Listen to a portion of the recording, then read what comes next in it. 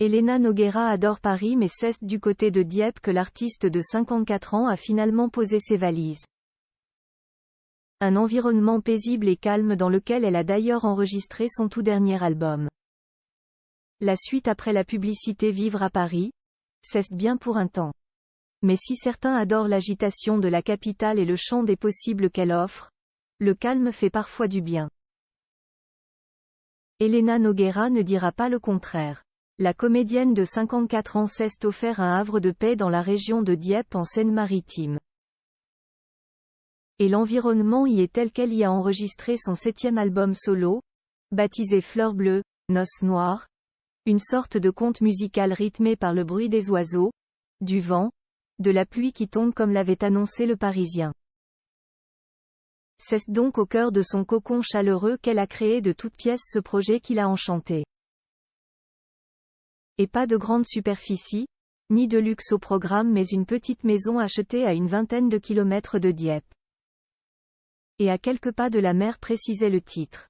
Des quelques détails que le Parisien a bien voulu fournir, on apprend notamment qu'il s'agit d'un petit village où le chant des oiseaux et d'un clocher se font entendre.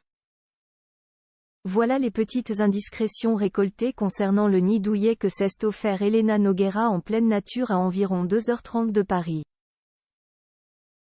Une ressource bienvenue après la défaite. La comédienne de 54 ans, déjà grand-mère, également chanteuse, a trouvé l'endroit idéal pour se remettre de la défaite du 15 de France pendant la Coupe du monde de rugby.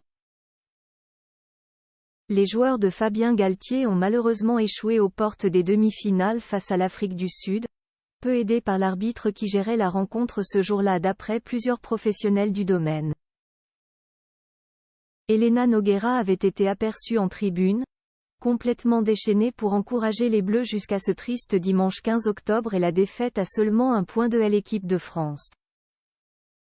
Un plongeon en pleine nature était donc plus qu'idéal pour oublier ses peines, aller de l'avant et rebondir après la désillusion. On imagine du moins que c'est ce qu'Elena Nogueira a dû faire pour passer à autre chose et digérer ce mauvais souvenir. La suite après la publicité. La suite après la publicité.